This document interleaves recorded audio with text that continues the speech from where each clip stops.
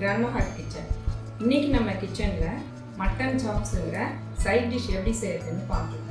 நான் பல இடத்துல பார்த்துருக்கேன். சாப்ஸ்ன்னா ஒரு ஃப்ரை மாதிரி தான் கொடுக்குறாங்க. ஒரு சில இடத்துல தான் இதை மாதிரி செய்கிறாங்க. இது ரொம்ப டேஸ்ட்டாக இருக்கும்.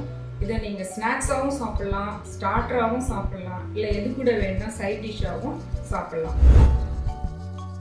மட்டன் சாப்ஸ் செய்யறதுக்கு நான் 1/2 கிலோ மட்டன் சாப்ஸ்ன்னு கேட்டு வாங்கி வச்சுருக்கிறேன்.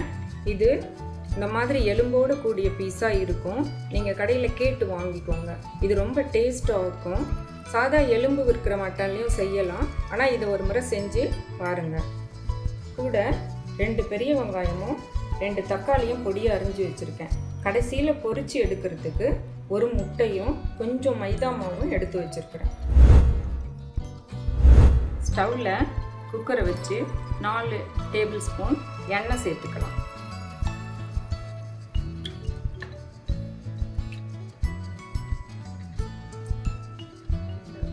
நான் பொடியெல்லாம் பொடியாகவே போடுறேன்.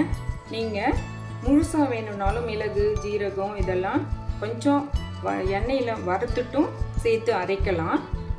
ஆனால் இது மாதிரி செய்யறதுக்கு ஈஸியாகவும் சீக்கிரமாகவும் வசதியாக இருக்கிறதுனால நான் இப்படி செய்கிறேன்.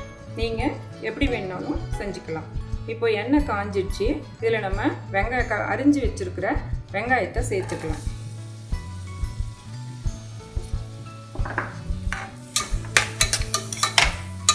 வெங்காயத்துக்குடியே கருவேப்பிலையும் போட்டுக்கலாம்.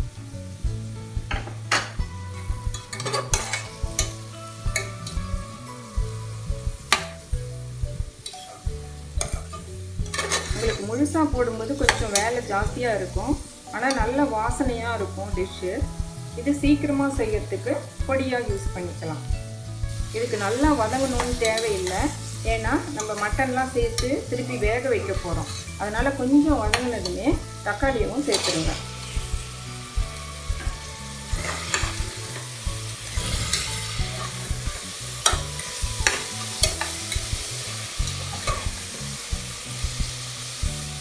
இப்போ நம்ம ஒவ்வொரு மசாலாவாக சேர்க்க ஆரம்பிச்சிடலாம்.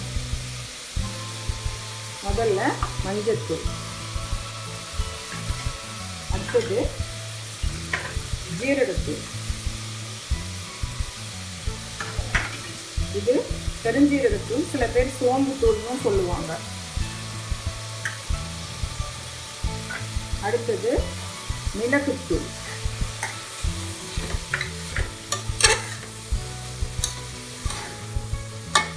இது மாதிரி எண்ணெயிலே மசாலாலாம் வதங்கிறதுனால நல்லா இருக்கும். அடுத்தது தனியாத்தூள், மிளகாய்த்தூள், இஞ்சி பூண்டு பேஸ்ட்டு. இப்போ நம்ம எல்லா மசாலாவையும் சேர்த்துட்டோம். உப்பையும் இப்பயே சேர்த்துக்கலாம். 1 ஸ்பூன் தேங்காய் வேணும்னா சேர்த்துக்கலாம், இல்லை வேண்டானாலும் விட்டுடலாம். ஆனால் இது கொஞ்சம் இன்னும் டேஸ்ட்டாக இருக்கும். இதெல்லாம் நல்லா சேர்த்து கலந்து விட்டுருங்க. கொஞ்சம் ஃப்ரை ஆன உடனே மட்டன் சேர்த்துடலாம். இந்த பொடி ரொம்ப எண்ணெயில் போட்டிங்கன்னா கருக்கிடும். அதனால் இந்த வெங்காயம் தக்காளி போட்ட பிறகு போட்டிங்கன்னா நல்லா சேஃபாக நம்ம குக் பண்ணலாம். இப்போ இது கூட நம்ம இந்த 1/2 கிலோ மட்டன் சாப்ஸை சேர்க்குறோம்.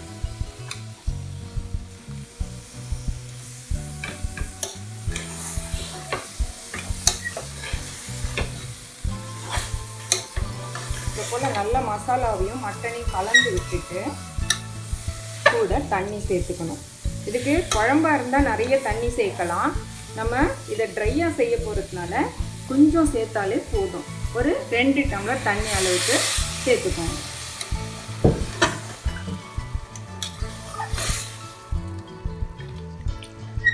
தண்ணி பத்தலைன்னாலும் அடி பிடிச்சிடும், சமையலே வீணாக போயிடும். அதனால் பார்த்து அளவாக சேர்த்துக்கோங்க.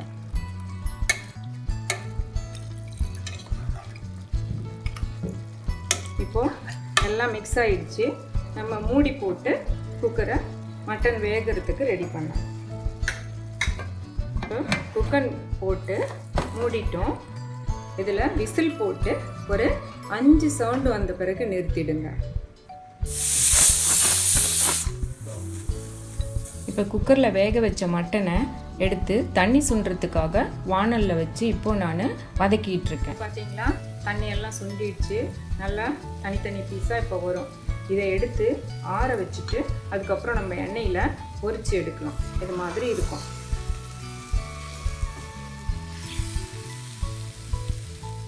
இப்போ நம்ம ட்ரை ஆகி சாப்ஸ் ரெடியாக இருக்குது. இதுக்கப்புறம் இதில் முட்டையில் நனைச்சி போடுறதுக்கு இப்போ நான் முட்டையை ரெடி பண்ண போகிறேன். ஒரு முட்டையை இது மாதிரி போட்டு இதில் 1 ஸ்பூனு மைதா மாவு போட்டிருக்கேன்.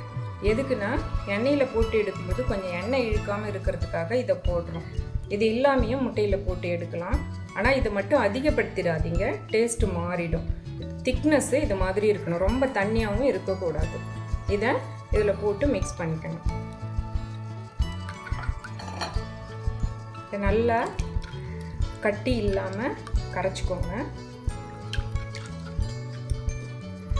இந்த மாதிரி ஒரு பீஸை எடுத்து நல்லா கோட் ஆகணும். 2 பக்கமும் நல்லா அப்படி கோட் ஆகிற மாதிரி பண்ணி அதுக்கப்புறம் இதை அப்படியே எடுத்து எண்ணெயில் போட்டு ஷாலோ ஃப்ரை பண்ணி எடுக்கணும். இது மாதிரி கொஞ்சம் பொரிஞ்ச உடனே நம்ம உடனே திருப்பிடணும். அப்போ தான் ஃபுல்லாக வேகும்.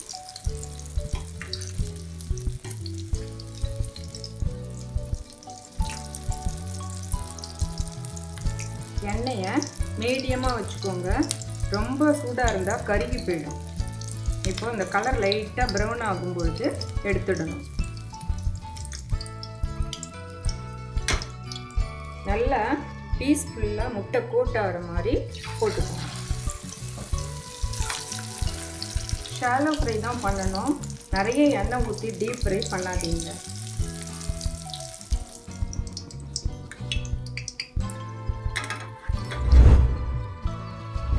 இப்போ மட்டன் சாப்ஸ் எல்லாம் சூடாக ரெடி ஆகிடுது. நீங்களும் இதை உங்கள் வீட்டில் செஞ்சு டேஸ்ட்டு எப்படி இருக்குன்னு பாருங்கள். இந்த ரெசிபி உங்களுக்கு பிடிச்சிருந்தா லைக் பண்ணுங்கள், சேனலை சப்ஸ்கிரைப் பண்ணுங்கள். எப்பவும் சாப்பாடை ருசியாக அளவாக சாப்பிடுங்க.